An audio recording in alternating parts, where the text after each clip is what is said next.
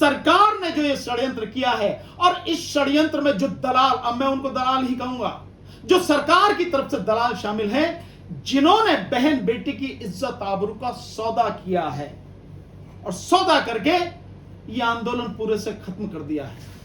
मैं समझता हूं ये बहुत गंभीर स्थिति है, क्योंकि जिस तरह से पहलवान जनवरी में आया और उसके बाद फिर अप्रैल में बैठे, 23 अप्रैल से, और उसके बाद में जो आंदोलन चला और पूरे देश को जो उन्होंने कहा कि भाई हमारा साथ दो, और पूरा देश साथ में आया। और हरिद्वार में 30 मई को जब वो अपने मेडल विसर्जित करने गए और नरेश टिकैत ने कहा कि भाई हमें 2 और 5 दिन का समय लिया, और 5 दिन के समय के बाद वो सौगढ़ या कौन सा सारंग है, कहां पे वहां मीटिंग, सोरन, वहां पे मीटिंग हुई खाप पंचायतों की। फिर अगले दिन खाप पंचायतों की मीटिंग हुई वहां पे कुरुक्षेत्र में। वहां कहा गया 9 तारीख का समय दीजिए, और 9 तारीख से पहले ये सब कुछ हो गया कि गृह मंत्री से अंधेरे में मिले, और उसके बाद में सब आंदोलन खत्म कर दिया गया। तो कौन है इस बात का दोषी? कौन है बहन बेटियों की इज्जत आबरू का सौदा करने वाला? इस देश के जो वो लोग ईमानदारी से इस आंदोलन में शरीक थे, साथ थे, और चाहते थे कि बहन बेटियों को न्याय मिले, अपराधी को सजा मिले, अपराधी गिरफ्तार हो, उस पूरे आंदोलन को बेचने वाले वो दलाल कौन है सरकार के? इज्जत आबरू का सौदा करने वाले सौदागर कौन है? उनका चेहरा लोगों के सामने जरूर आना चाहिए। परसों गृह मंत्री के साथ में साक्षी मलिक के पति और 1-2 कोच वगैरह, इन लोगों की रात को 11 बजे के बाद गृह मंत्री से मुलाकात, और जो भी बात हुई उसमें इनके अलावा कोई शामिल नहीं था। न बजरंग पूनिया शामिल उसमें, और न ही विनेश फोगाट शामिल उसमें। ऐसा क्यों? ये दोनों शामिल क्यों नहीं? और केवल यही नहीं, उसके बाद में जो बात हुई कि 6 घंटे खेल मंत्री अनुराग ठाकुर से मुलाकात हुई, उसमें भी विनेश फोगाट कहीं शामिल नहीं। क्यों शामिल नहीं? विनेश फोगाट ने ही तो जो एफआईआर है उसमें ये आरोप लगाए हैं कि देश के प्रधानमंत्री नरेंद्र मोदी को 17 अगस्त 2021 को ही मुलाकात के समय विनेश फोगाट ने ब्रजभूषण शरण सिंह द्वारा महिला पहलवानों खिलाड़ियों का जो शारीरिक शोषण किया जा रहा है, यौन शोषण किया जा रहा है, उस तरह के आरोप जो लगाए वो पहले ही 17 अगस्त 2021 को प्रधानमंत्री को बता दिए गए। अब प्रधानमंत्री तब से चुप, और अब अचानक जो बात हुई है वो बात 4-5 शर्तें सामने रखी गई।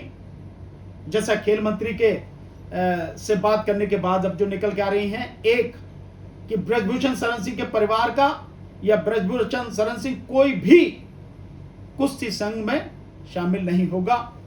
नंबर 2, चुनाव स्वतंत्र होंगे, और नंबर 3 कि ये जो खिलाड़ी हैं ये उसमें ऑब्जर्व कर सकते हैं चुनाव वगैरह में। और दूसरी बात कि 15 जून तक, आज तारीख है 9 जून, और 15 जून तक चार्जशीट फाइल होगी इन दोनों ही एफआईआर के खिलाफ। जो दोनों एफआईआर हैं, इन दोनों एफआईआरों में इन्वेस्टिगेशन पूरी होने के बाद चार्जशीट फाइल होगी, और तब तक आंदोलन स्थगित रहेगा, उसके बाद ही डिसाइड होगा।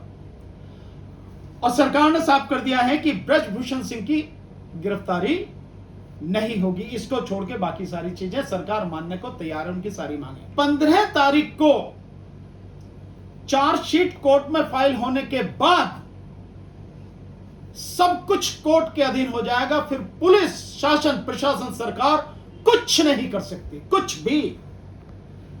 उसके बाद अगर तुम चाहो भी, खिलाड़ी अगर उसके बाद चाहे भी, क्योंकि गिरफ्तारी नहीं होगी, यह मैंने पहले भी कहा, ब्रजभूषण सिंह की गिरफ्तारी नहीं होगी, और बिना गिरफ्तारी के कोर्ट में चार्जशीट फाइल की जाएगी। यद्यपि सेक्शन 354 में 1 से लेकर 5 साल तक की सजा है, नॉन बेलेबल ऑफेंस है, बावजूद उसके उसकी गिरफ्तारी नहीं करेगी सरकार, पुलिस नहीं करेगी। अब बिना गिरफ्तारी की चार्जशीट फाइल होगी। और जैसे ही कोर्ट में चार्जशीट फाइल हो गई, पुलिस बिल्कुल साफ अलग बच जाएगी, सरकार बिल्कुल अलग बच जाएगी, किसी के हाथ में कुछ नहीं रहेगा, सब कुछ कोर्ट के हाथ में चला जाएगा। पहलवानों का, महिला पहलवानों का जो आंदोलन चल रहा था, उस आंदोलन में बहुत बड़ा घात हुआ है, बहुत बड़ा धोखा हुआ है। मुझे लगता है कि खिलाड़ियों के साथ धोखा हुआ है, और यह भी हो सकता है कि देश के साथ इस धोखे में खिलाड़ी भी शामिल हो। ये जो इतना अच्छा आंदोलन चल रहा था, और उस आंदोलन में मुख्य रूप से 2-3 डिमांड थी।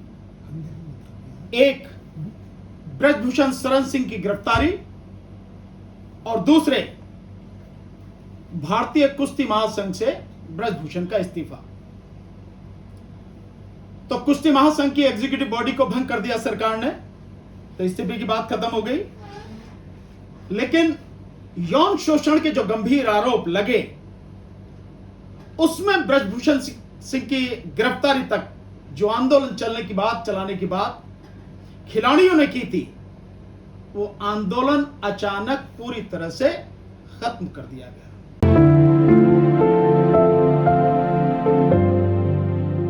जय भीम, नमो बुद्धाय, आदाब, सत श्री अकाल, नमस्कार। बहुत बहुत आभार आपका कि आप मेरे बुलावे पर इस प्रेस कॉन्फ्रेंस में आए हैं। चार्जशीट कोर्ट में फाइल होने के बाद फिर कोर्ट ही समन भेजकर मुलजिम को बुलाएगी, और जब मुलजिम जाएगा पहली डेट पर, तो पहली डेट पर सिंपली ये काम होना, बेल एप्लीकेशन लगनी है, कोर्ट बेल दे देगी, बेल बॉन्ड भर के मामला छुट्टी। और उसके बाद में ब्रजभूषण शरण सिंह को और एक जो और सेक्रेटरी वगैरह कोई है, उनको जो चार्जशीट है उसके कंप्लीट पेपर, जितने भी पेपर है उसमें, उनकी कॉपी मिल जाएगी as a matter of right. Copy मिलने के बाद में उसकी एक डेट स्क्रूटनी की, अगर कोई पेपर कम है या साफ नहीं है तो उसके लिए वो एप्लीकेशन लगाएंगे, एप्लीकेशन लगा के उन्हें मिल जाएगा, और फिर वो चार्ज पे आर्गुमेंट के लिए लगेगी। यह है कोर्ट का प्रोसीजर। तो जैसे ही कोर्ट में फाइल होगी, खत्म कहानी, आंदोलन खत्म हो चुका। चाहे भी तो उस आंदोलन का कोई मतलब नहीं है कि वो कहें ब्रजभूषण सिंह की गिरफ्तारी, कोई मतलब ही नहीं गिरफ्तारी का। तो मैं जो आपको बताना चाह रहा हूं लीगल, कि जैसे ही कोर्ट में जाएगा, खत्म कहानी, किसी के हाथ में कुछ नहीं रहेगा, ना पुलिस के हाथ में, ना सरकार के हाथ में। तो यह आंदोलन खत्म कर दिया गया, और बहुत गंभीर स्थिति है अगर ऐसा ही होता रहे। मैं अपने जीवन में करीब 5 आंदोलनों को देखा है मैंने, इसी तरह से दलालों के द्वारा सौदेबाजी होते हुए। एक आंदोलन 2017 में नवंबर दिसंबर में उत्तर प्रदेश में किया था, आंगनवाड़ियों का, पूरे प्रदेश में था बड़ा जबरदस्त। जो लोग लीड कर रहे थे उन्होंने ही उसका सौदेबाजी की, खत्म कर दिया। कोर्ट के, वो भी कोर्ट का सहारा उसमें लिया गया था। उसके बाद में मैंने आंदोलन देखा, किसान आंदोलन को भी जिस तरह से दिया, सब कोई जानते हैं। एमएसपी की बात को मैंने उसी दिन कहा था कि ये एमएसपी अगर अब नहीं मिली तो कभी नहीं मिलेगी, और वही हुआ कि एमएसपी का मामला वहीं की वहीं छूट गया। जबकि एमएसपी मुख्य मांग थी, कृषि कानून के अलावा एमएसपी दूसरे नंबर पर मुख्य मांग थी, छूट गया। और उसी किसान आंदोलन में जिस तरह से गृह राज्य मंत्री टैनी के लड़के ने किसानों को कुचल दिया, वो सारी चीजें भी कैसे रफा दफा की गई हम सब जानते हैं। और उसके बाद में एक आंदोलन और, जो ओआरओपी का आंदोलन जो चला, उसी आंदोलन को करने वाले लोगों में से कुछ लोगों ने आंदोलन को बेच दिया, और आज भी शायद 2500 से ज्यादा दिन हो गए लगातार वो लोग जंतर मंतर पर धरना दे रहे हैं। 2 बजे जाइए तो आपको मिल जाएंगे वो लोग।